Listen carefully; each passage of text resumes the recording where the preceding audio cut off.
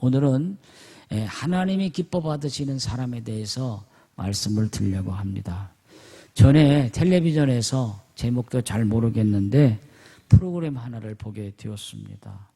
잠깐 본 프로그램인데 아주 아쉽기도 하고 매우 인상적인 그런 프로그램이었습니다. 남녀를 소개시켜주는 그런 프로그램인데 젊은 남녀 한 쌍이 텔레비전에 나와서 전혀 모르는 남녀입니다.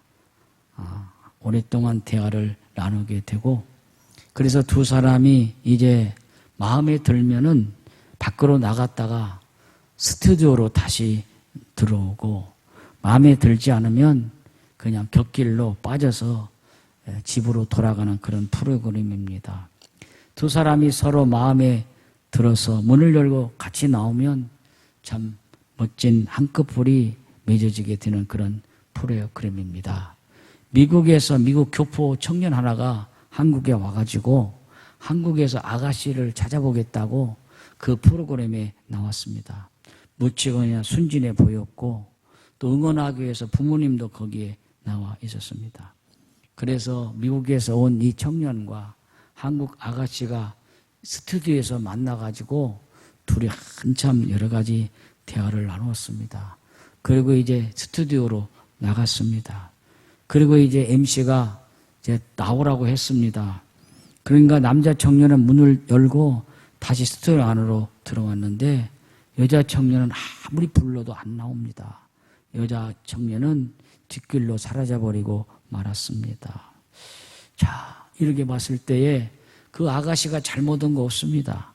마음에 안 들으니까 그냥 가야죠. 그런데 이 남자 청년은 마음에 들었던가 봐요, 아가씨가. 그러니까 나왔겠죠. 그리고 속으로 그 아가씨도 나오리라고 기대하면서 스튜디오에서 기다렸어요. 그런데 기다려도 아가씨는 안 나오는 거예요. 그러니 얼마나 실망이 컸겠어요. 한 번 만나가지고 뭐 있겠어. 그러니까 아가씨는 잘 갔지, 마음에 안 드니까. 그런데 이 남자는 한 번 만나더라도 휠이 꽂혔는지 어쩌는지 마음에 들었는지 아가씨가 나오기를 기대했는데 안 나온 거예요. 그래가지고 안 나오니까 그 많은 사람에서 눈물을 주르르 흘렸어요. 부모님도 당황하고 사회 보던 MC들도 당황해서 어쩔 줄을 몰랐어요. 그래가지고 그 남자 청년을 진정시키는데 무척이나 애를 썼습니다. 그 청년의 입장에서 한번 생각해 보았습니다. 조금 전에 만났던 아가씨지만 마음에 들었는데 그냥 나가버렸으니 얼마나 허전하고 허황되고 공개적으로 어찌 보면 창피를 당하고 망신을 당했습니다. 속으로 내가 괜히 미국에서 와가지고 이 프로그램에 나왔구나 하고 후회를 했을 것입니다. 그러나 뭐니 해도 거절당한 그 아픔이 컸을 것입니다. 자존심도 상하고 속도 상하고 마음에 큰 상처가 있었습니다. 그래서 눈물이 났을 것입니다. 그렇습니다. 사람은 누구에게로부터 거절당한다는 것은 견디기 힘든 아픔인 것입니다. 누군가 나를 싫어하고 누군가 나를 외면해 보낸다면 결코 유쾌한 일이 아닐 뿐만 아니라 마음이 무척이나 상하는 일이 아닐 수가 없습니다. 더욱이 자기가 사랑하고 자기가 좋아하는 사람에게 거절을 당한다면 그 상처는 너무나 크고 아플 것입니다. 성경에 보면 사람에게 거절당한 것이 아니라 하나님에게 거절당한 사람이 있어요. 사람에게 거절당해도 너무너무 마음이 아픈데 하나님께 거절당했으니 그 아픔과 상처야말로 너무너무 큰 거예요. 그게 누구냐? 창세기 4장에 나오는 가인이라는 사람입니다. 아담과 하와가 에덴 동산에서 추방이 되어가지고 이제 아이를 갖게 내서 아이를 낳는데 첫 번째 아들이 가인이고 두 번째가 아벨입니다.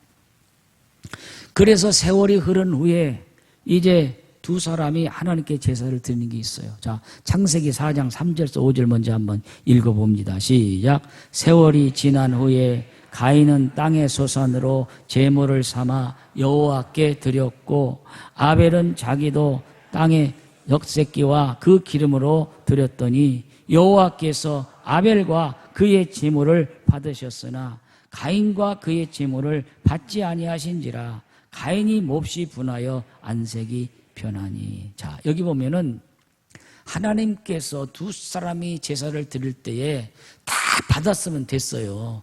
문제 없어요. 그잖아요? 그런데 하나님께서 한 사람 것은 제사를 받으시고 제물을 받으시고 한 사람 것은 거절해 버렸다는 거예요. 여기에서 문제가 생긴 겁니다. 그러면 왜 하나님께서 아벨의 제사와 제물을 받으시고 가인은 거절하셨느냐? 어떤 목사님 그렇게 이야기합니다.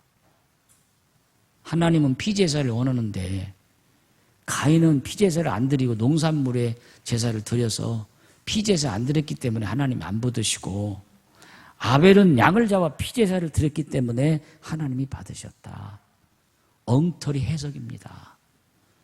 그런 해석을 알레고리칼한 해석, 우의적인 해석이라고 합니다. 그렇게 하면 안 되는 겁니다. 서로 직업이 달라요. 가인은 농사 짓는 농사꾼이고요. 아벨은 양을 치는 목축업자예요. 농사꾼이 어떻게 피제사를 드릴 수 있겠어요? 농사 지은 것으로 제물을 드려야지. 그런 해석은 잘못된 해석입니다. 그러면 왜 그랬느냐? 성경에 분명히 답이 나와 있습니다. 그건 뭐냐? 세월이 지난 후에 가인은 땅의 소산으로 제물 사와 여호와께 드렸고 아벨은 자기도 양의 첫 새끼와 그 기름으로 드렸더니, 그 다음 답이 있어요. 여호와께서 아벨과 그 제물을 받으셨으나 가인과 그 제물을 받지 아니하신지라. 여기 핵심은 아벨과 가인과입니다. 제사 드릴 때 제물만 드린 것이 아니라 자기 자신을 드린다는 거예요. 그러니까 아벨도 아벨 자신을 제물과 함께 드렸고 가인도 자기 자신을 하나님께 제물과 함께 드렸는데 왜 그러느냐? 가인은 자기 삶으로 드리는 예배를 드리지 않았고 아벨은 언제나 하나님이 기뻐하시는 그의 몸으로 드렸다고 하는 것입니다. 그 이유를 보면 나와 있어요. 하나님께서 가인의 제물을 받지 않으시니까 가인이 어떻게 했느냐? 가인이 몹시 분하여 안색이 변하니. 자, 이걸 보면 하나님께서 제사를 받지 않고 거절하실 때는 분명히 뭔가 원인이 있을 텐데 그것을 자기 스스로가 깨닫고 내가 잘못해서 그렇겠지, 하나님이 거절하셨을까, 그런 마음을 가지고 자기를 살펴보아야 되는데 가인이 몹시 분하여 안색이 변하니, 이걸 보면은 가인이 별로 좋은 사람이 아니에요. 그의 삶도 좋은 사람이 아니고 그의 모든 것도 하나님이 기뻐하시는 사람이 아니에요. 그런 모습으로 하나님께 제물을 드리니 하나님께서 받지 않았다는 것입니다. 자, 오늘 우리가 예배를 드리면서 우리가 그냥 하나님 앞에 예배 드린다는 것, 그것만이 아니라 여러분의 몸과 마음에 하나님께 예배 드려야 돼요. 할렐루야. 어떤 분들은 그런 말이에요. 내가 교회 안 가도 텔레비전에 아주 유명한 목사님들이 많이 나오는데 내가 뭐들 우리 목사님 설교 들으러 가. 정말 우리나라 최고의 베테랑 같은 목사님 설교 들어도 내가 은혜가 되는데 난 텔레비전 앞에서 예배 드리겠다. 그건 예배를 드린 게 예배를 보는 겁니다. 보는 예배 하나님이 받지 않습니다. 여러분이 보통 예배 본다, 물론 예배 본다는 뜻 속에 예배 드리는 말도 들어있겠지만 예배는 드려야 되는 거예요. 할렐루야. 가인은 가인과 함께 제사를 드리는데 하나님께서 그 제물을 받지 않으신 것은 가인을 받지 않은 거예요. 아벨의 제물을 받으셨다는 것은 아벨을 받으셨다는 거예요. 아벨을 기쁘게 받으셨다는 거예요. 그것이 핵심이에요. 오늘 욥에 대한 이야기 하려고 제가 이 이야기를 들었습니다. 가인은 내가 선을 행하면 어찌 낯을 들지 못하겠냐? 선을 행하지 아니하면 죄가 문 앞에 엎드리니라. 죄의 손은 내게 있으나 너는 죄를 다스릴지니라. 그걸 보면 가인은 악한 사람이었고 가인은 하나님이 기뻐하지 않는 사람이었어요. 그런 사람이 제사를 드리니 하나님이 받으실 리가 없습니다. 아벨은 양의 첫 새끼와 기름으로 드렸고 하나님이 기뻐 받으시는 그런 사람이었어요. 제가 오늘 이 말씀을 드리려고 하는 것은 욥에 대한 이야기를 여러분에게 드리는데 뒤쪽에 보면은 욥은 어떤 사람이냐? 욥기서 42장 9절 하반절을 보면 여호와께서 욥을 기쁘게 받으셨더라 하는 그런 말씀이 있습니다. 그래서 욥은 하나님이 기뻐하시는 사람이다 하는 것을 전제로 하고 있는 것입니다. 여러분, 우리가 욥이라고 하는 인물을 생각할 때 우선적으로 머리에 어떤 생각이 떠오릅니까? 욥은 아무 죄도 없이 고난을 받은 사람이야. 욥은 너무나도 참 억울해. 욥기서 읽을 때 우리에게 어려운 문제들이 많이 나타나는데 아무 죄도 없는 사람 왜 세상에 고통을 당할까? 왜 세상에 병을 앓을까? 마귀는 왜 악한 일로 주님을 경외한 사람을 괴롭힐까? 이런 생각을 하게 된다 그 말입니다. 욥은 어떤 사람이냐? 욥기서 1장 1절에 보면 욥에 대해서 자세히 나와 있어요. 자, 욥기서 1장 1절 한번 읽어봐요. 시작. 우수 땅에 욥이라 불리는 사람이 있었는데 그 사람은 온전하고 정직하여 하나님을 경외하며 악에서 떠나있던 자다. 욥을 설명할 때에 우수 땅이라는 것은 지금 갈대아 우루 땅이에요. 욥기서는요 창세기 때 나온 겁니다. 아브라함이 족장인 것처럼 욥도 족장이었어요. 그 당시에 족장이라는 것은 지도자였을 뿐만 아니라 부자였다는 거예요. 거부였다는 거예요. 아브라함도 부자 거부였고 욥도 족장으로도 부자 거부였고 아브라함이 살던 우수 땅은 지금은 보면 갈대아 우루 땅 그쪽에 이라크 땅 그쪽이에요. 같은 시대에 살던 동인물입니다. 그 여러분들이 창세기를 읽고 반드시 욥기서를 읽으면 연대순으로 읽게 되는 것이죠. 그런데 욥이라는 사람은 온전하고 정직해서 하나님을 경외해 악에서 떠난 사람이에요. 하나님이 보실 때 흠이 없는 사람이에요. 훌륭한 사람이에요. 그래서 하나님은 그에게 복을 주셔서 그를 번창하게 해주셨어요. 그런데 왜 욥에게 이런 고난이 왔을까? 그 원인은 욥기서 1장과 2장을 읽어보면 잘 알 수가 있어요. 그건 하나님이 욥과 함께 있는 자리에 사탄이 그 자리에 있었다는 겁니다. 자, 욥기서 1장 8절 같이 한번 읽어봅니다. 시작.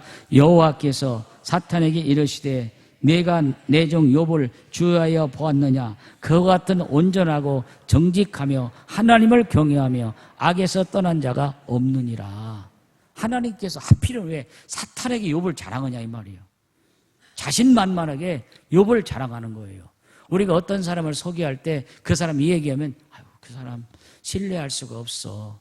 믿을 만하지 않는데 어떻게 그 일을 맡길 수가 있게 이렇게 의심이 드는 사람이 있는가 하면 그 사람은 틀림없어요. 보증수표야. 믿을 만한 사람이에요. 틀림없어. 이렇게 얘기해 주는 사람이 있어요. 하나님도 우리를 볼 때 어떻게 하나님 말씀하실까? 그 사람 내가 신뢰할 수 없어. 하나님이 그러신다면 이건 참 비참한 얘기예요. 그런데 하나님은 욥을 소개할 때 하나님께서 내 종 욥을 주하여 보았느냐? 그같이 온전하고 정직하고 하나님을 경외 악에서 떠난 자가 없다고 하나님이 사탄에게 자랑을 했어요. 자신만만하게 자랑을 했어요. 그랬더니 사탄이 붙여서 하는 말이 뭐라고 합니까? 욥이 어떻게 까닭 없이 하나님을 경외할 수 있겠습니까? 여호와 하나님이 그를 축복해 주셨기 때문이 아닙니까? 하나님이 축복해 준 소유물을 한번 쳐세요. 그러면 욥이 변해가지고 하나님 여호와를 대면해 욕할 것입니다. 욥기 1장 9절에 있는 말씀입니다. 이런 사탄의 요청에 대해서 하나님께서는 그의 소유물을 다 내 손에 붙인다. 그러나 그의 몸에는 손을 대지 말라. 욥기서 1장 12절에서 그렇게 말씀을 했어요. 그래서 그때부터 사탄을 통해 그의 모든 소유물이 다 날아갑니다. 약대 다 죽어버리고 양도 죽어버리고 다 소도 죽어버리고 다 모든 소유물이 다 날아가요. 뿐만 아니라 그 자식들이 다 죽어버려요. 다 죽어버려요. 그런 가운데 있게 되었습니다.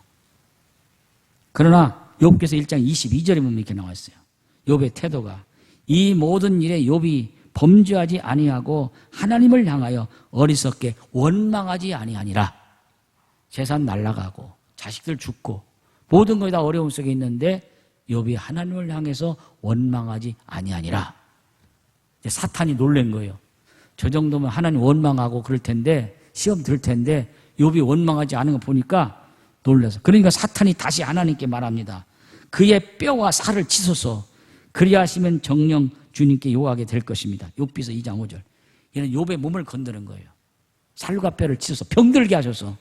그러면 그때 가서도 원망하지 않을까요? 그때 가면 여호와 하나님을 욕할 것입니다. 그러니까 하나님이 지금 사탄의 말을 물리치면 되는데 뭐라고 하냐면은 그를 내 손에 붙이겠다. 그러나 그의 생명은 해하지 말라. 욥기서 2장 6절에 말씀했어요. 그래, 네 마음대로 욥에게 병을 주든지 뭘 주든지 살게 버리든지 네 마음대로 해봐. 그러나 생명은 죽여서는 안 된다. 여기까지 이렇게 해준 거예요. 그래서 욥기서 2장에 보면 욥이 견디기 힘든 병을 얻게 됩니다. 발바닥에서 정수리까지 악창이 났습니다. 욥은 제 가운데 앉아서 기하적으로 악창이 생긴 것을 긋고 있었습니다. 가진 것을 다 잃고 몸도 병들어 큰 고통을 갖게 되었어요. 자, 옛날이니까 무슨 사진이 있겠어요. 그림을 보세요. 그림 보면 욥이 온몸에 욕창이 나갔고 저렇게 앉아서 기도하는 그런 욥의 그림을 그리게 된 것입니다. 그렇게 되니까 이제 욥기서 2장에 보면 욥의 아내가 있습니다. 욥의 아내가 지켜보다가 더 이상 볼 수 없어서 욥에게 말합니다. 당신이 그래도 자기의 순전을 굳게 지키느뇨 하나님을 욕하고 죽으라. 그렇게 얘기하는 거예요. 아내가 옆에서 격려를 못할 망정, 옆에서 힘을 주지 못할 망정 그렇게 하고 말하는 거예요. 그리고 욥 곁을 떠나가 버렸어요. 재산 잃었죠. 자식 잃었죠. 자기 몸은 병들어서 막 가려워 견딜 수가 없지. 그러면 옆에서 아내가 와가지고 좀 격려하고 막 그래야 아내마다 그렇게 하고 갔지. 죄송한 이야기인데 2부에 우리 한은섭 집사님하고 김순자 집사님 왔어요. 다운이도 왔어요. 나는 직설적으로 했어요. 지금까지 한 3년 동안 한은섭 집사님이 아프고 그래서 얼마나 돈도 못 벌어오고 간병원을 하고 힘든 사람은 아내인데 김순자 집사님 남편이 그런다고 남편을 떠날 거냐고. 나는 그렇게 말 못하는 사람인데 어떻게 나도 모르게 나왔어요. 앉혀놓고. 그때 비식이 웃더라고. 절대 떠나면 안 되니 내도 못 박아버립니다. 욥을 생각해서. 욥의 아내는 갔잖아요. 떠나버렸잖아요. 그러니 이제 욥은 호롤단신 혼자 됐습니다. 그러면 욥이 죄 때문에 징계받아서 그렇게 됐을까요? 하나님이 축복해 주는데 왜 그렇게 됐을까요? 그 답은 따릅시다. 욥의 고난은 거기에서 욥의 고난은 하나님의 섭리입니다. 욥이 죄를 지어서 징계받은 것도 아니고 다른 것이 아니라 욥의 고난은 하나님의 섭리입니다. 그런데 욥은 그 하나님의 섭리를 몰랐어요. 그때까지도 몰랐어요. 근데 욥이 어떻게 대답하냐면 욥기서 1장 21절에 주신 자도 여호와시오 취하신 자도 여호와시오니 여호와 이름을 찬송받을지어다. 여기에 멋있는 말이 있어요. 욥이 나에게 왜 이런 고난을 주는가 섭리와 뜻을 몰랐지만 내가 이 땅에 왔을 때 빈몸으로 왔고 갈 때도 내가 빈몸으로 갈 텐데 주신 것도 하나님이신데 내가 나를 취하는 것도 하나님이니 당연한 것이지 그렇게 생각을 하게 된 것입니다. 중요한 것은 욥이 이러한 하나님의 섭리를 알지 못했다는 것입니다. 이 사실을 알았다면 그가 당했던 고난을 다르게 보았을 것입니다. 그러나 욥은 그런 상황을 알지 못했어요. 왜 이런 고난을 당하는지 알지 못해서 다만 그의 고백은 주신 자도 여호와시오 취하신 자도 여호와시니 오히려 여호와 이름이 찬송받을 거라고 이런 높은 수준의 찬양과 기도를 올리게 된 것입니다. 그때 욥에게 세 친구가 찾아왔습니다. 그 누구냐? 욥의 친구 대만 사람 엘리바스, 수아 사람 빌닷, 나아마 사람 소발이라는 세 친구가 찾아왔어. 병들어 빼빼 말라있는 욥에게 찾아와서 위로를 합니다. 그러나 욥에게 전혀 위로가 되지 않아요. 첫 번째 친구 엘리바스가 말합니다. 너는 하나님을 섬기지 아니하느냐? 한번 조용히 생각해 봐라. 죄 없이 망한 자가 누구인가? 정직한 자가 끊어진 경우가 어디 있는가? 욥기서 4장 6절에 7절의 말씀. 네가 죄 지어서 그런 거지. 네가 죄를 안 졌다라면 이런 일을 당하게 돼. 네가 깨달아봐 생각해봐. 너 죄 지어서 그런 거야 하고 그렇게 이야기를 하는 거예요. 얼마나 욥이 힘들겠어요, 지금. 그렇지 않아도 지금 힘들어 죽겠는데 친구가 와서 위로한다는 말이 너 죄져서 그렇지 까닭없이 이렇게 되겠냐 그렇게 말하니 얼마나 더 힘들겠어. 위로가 되겠냐 그 말이에요. 두 번째 친구 빌닷이 찾아옵니다. 그는 이렇게 말합니다. 하나님의 통치행위가 어떻게 잘못될 수 있겠느냐? 그는 공의로 판단하실 분이시다. 그렇게 하며 욥의 7 아들과 3 딸의 죽음을 하나님께 범죄한 연고라고 욥기서 8장 4절에 했어요. 네가 범죄 안 했으면 내 아들과 딸들이 범죄해서 이렇게 된 거야. 그리고 또 거기다가 이야기를 하면서 빌닷은 유명한 말을 합니다. 내가 이것을 벗어나기 위해서는 이렇게 해라. 욥기서 8장 5절 7절에 네가 만일 하나님을 부지런히 구하며 전능하신 이에게 빌고 또 청결하고 정직하면 정녕 너를 돌아보시고 내 의로운 집으로 형통하게 하실 것이라. 내 시작은 미약하였으나 내 나중은 심히 장대하리라. 네가 이런 자리에 있을지라도 여호와 하나님을 부지런히 구하고 내 자신을 의롭게 한다면 내가 지금 병들어서 지금 이렇게 있지만 내 시작이 이렇게 있지만 나중에 하나님이 너에게 장대케 해주시라. 이런 말을 했어요. 세 번째 친구의 말은 제가 생략을 했습니다. 사랑하는 여러분, 우리는 세상에서 악을 행하면서도 얼마나 잘 살고 떵떵한 사람들이 많이 있는데 왜 욥은 하나님을 경외하고 의롭고 진실하게 사는데 왜 이런 고난과 어려움이 오는가?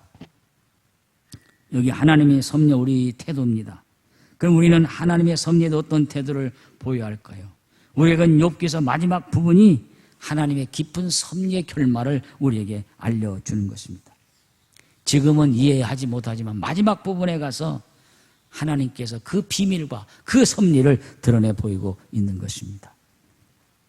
이 사실에 대해서 신약의 야고보서가 분명하게 증거해 줍니다. 자, 야고보서 5장 11절을 같이 한번 읽어보겠습니다. 시작.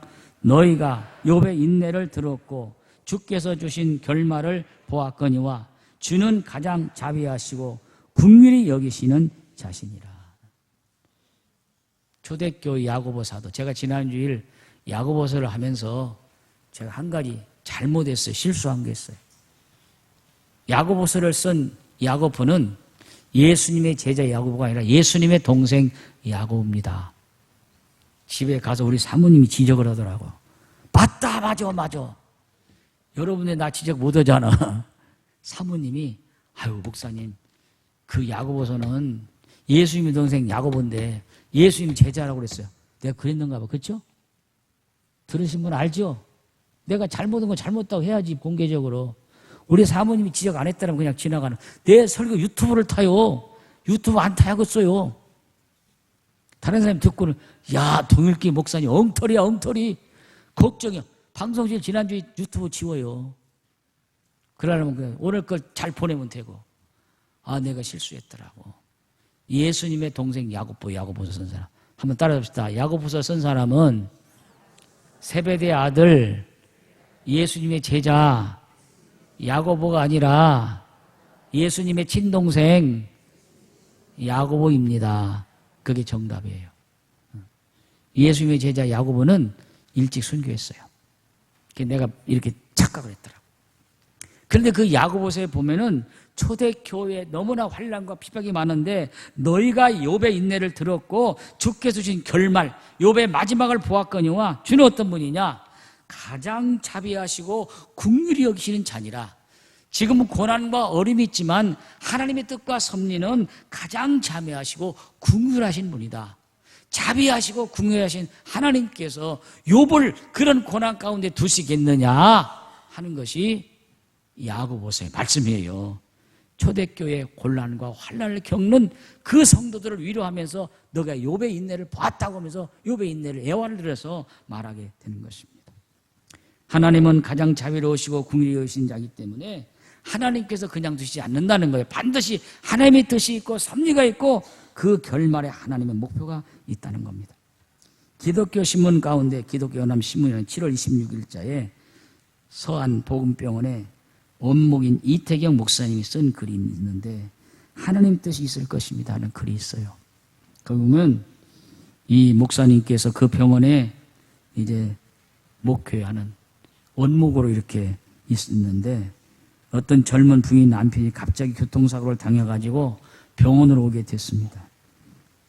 그래서 목사님이 가보니까 그 남편이 뇌를 다쳤어요. 머리를 다쳐가지고 뇌사 판정을 받아가지고 누워있어요. 인공호흡기로 호흡을 하고 간간히 숨을 쉬고 있어요. 그 부부는 결혼한 지 1년이 조금 지나고 부인 뱃속에 7개월짜리 아기가 있어요. 이제 신혼이에요. 근데 교통사고로 머리를 다쳐가지고 그러고 있는 거예요. 그래서 목사님께서 그 남편을 위해 간절히 기도했는데 남편이 회상을 하지 못하고 죽었습니다. 그 죽음 앞에 젊은 부인이 통곡하고 웁니다. 그때 목사님께서 이렇게 말했어요. 그렇게 말을 하지 말아야 됩니다. 자매님을 향한 하나님의 뜻이 있을 것입니다. 그런 말 하지 말아야 됩니다. 그냥 손만 잡고 울으면 됩니다. 그 말에 뭐라고 대답했느냐? 저는 다시는 하나님을 찾지 않을 것입니다. 다시는 하나님을 찾지 않을 것입니다. 말하자면 왜 남편에게 이런 교통사고를 당해서 남편이 일어나지 못하고 뇌사 속에 뇌를 다쳤는데 어떤 사람이 일어났는데 왜 일어나지 못했느냐?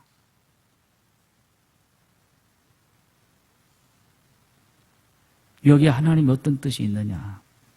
물론 하나님 뜻이 있고 계획이 있겠지만은 그런 말을 현장에서 해서는 안 되는 것이죠. 그저 손을 잡고 묵묵히 함께 울고 함께 있는 것이 최선입니다. 그러나 사실은 그 순간에도 하나님의 뜻이 있고 하나님의 계획이 있는 것입니다. 오늘 욥을 보면 궁극적인 결말을 보면 욥에게 이런 고난과 어려움을 주신 것은 욥을 유익하게 만들고 욥을 통해서 하나님의 살아계심을 보여주는 그런 뜻이 있다 그 말입니다.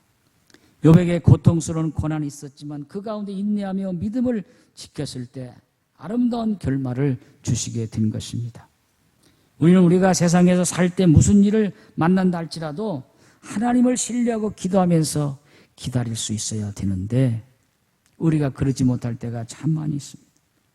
우리가 세상을 살면서 이 세상의 모든 것을 이루고 하나님을 향한 믿음이 아직 남아있다면 다 이런 것이 아니에요. 히브리서 11장 4절에 아까 가인 얘기했지만 가인은 믿음으로 하나님께 제사를 드렸고 아벨은 믿음으로 드리지 못했다는 믿음에 대한 얘기 있는데 욥은 그런 속에서도 하나님께서 나를 향한 뜻이 있고 계획이 있다는 믿음이 있었어요. 우리가 믿음만 있다면 모든 일을 이길 수가 있는 줄 믿습니다.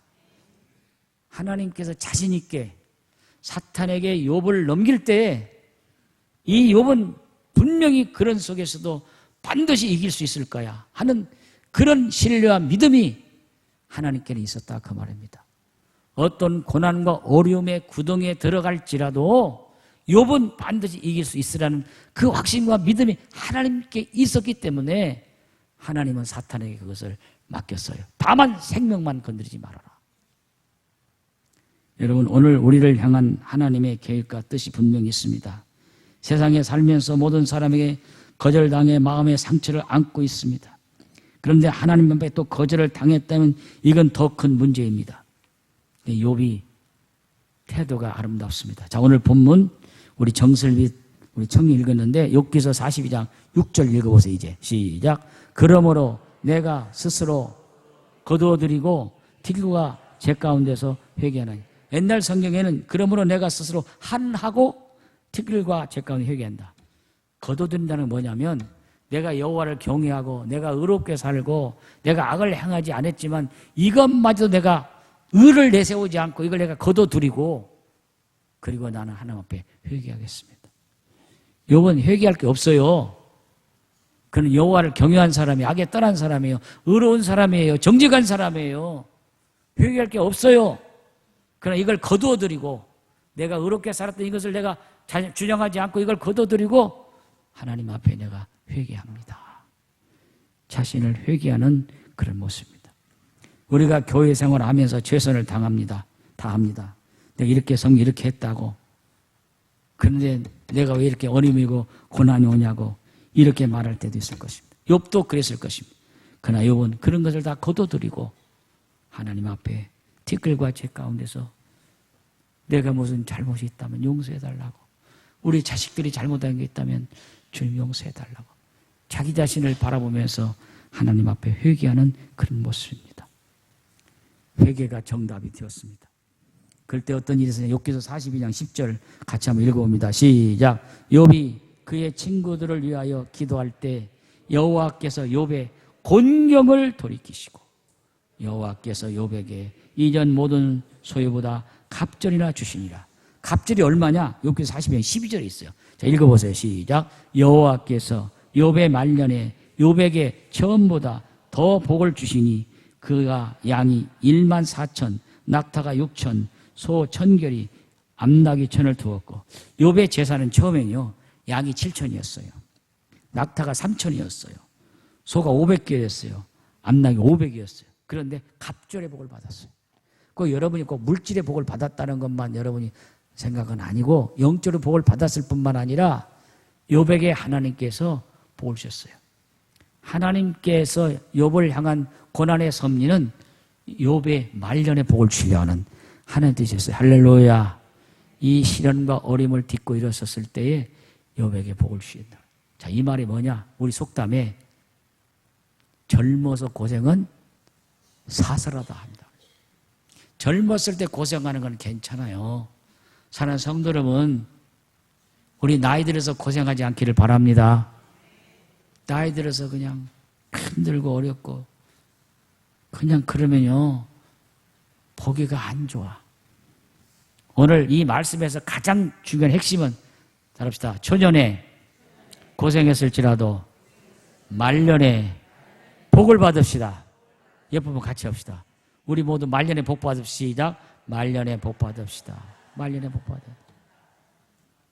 욥은요 초년에 고생 많이 했잖아요. 어려움 많이 당했잖아요. 물질 잃어버리고 자신 잃고 아내 떠나버리고. 그는 이런 시련과 어려움을 이겨서 말년에 복 받은 사람이에요. 할렐루야. 욥은 어떤 사람이라고? 말년에 복 받은 사람. 말년에 복 받은 대표적인 인물. 욥이 받은 복을 쓰시오. 그러면 말년에 복 받은 사람. 그렇게 쓰면 정답이에요. 사실이에요. 성경이 내 얘기 아니야. 성경에 있는 그 말씀이에요. 어떤 복을 받았느냐? 욥기서 42장 16절 보세요. 16절, 17절. 다 끝났어요. 같이 한번 읽어봐요. 시작. 그 후에 욥이 140년을 살며 아들과 손자 4대를 보았고 욥이 늙어 나이가 차서 죽었다. 병들어 죽었다. 사고나 죽었다 아니라 그런 병이 들었음에도 하나님이 그 병을 다 고쳐주시고 욥이 140년을 더 살며 아들, 손자 4대를 보았고 욥이 어떻게 죽었다고 그랬어요? 늙어 죽었다는 거예요. 늙어 죽었다는 말은 무슨 말이에요? 자기 때 연한이 자차서 때가 돼서 하나님 데려갔다는 거예요.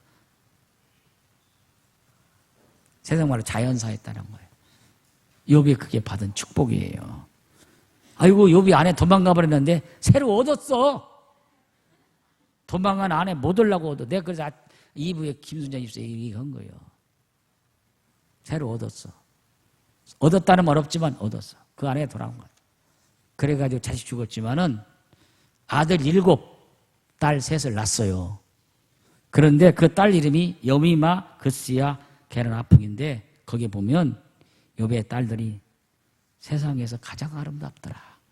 욥의 딸처럼 아리따운 여자가 없었더라. 그렇게 나왔어요. 그러니 이 욥이 받은 축복은 물론 세상적인 축복이겠지만은 욥은 말년의 복을 받은 사람이라는. 결론은 뭐냐?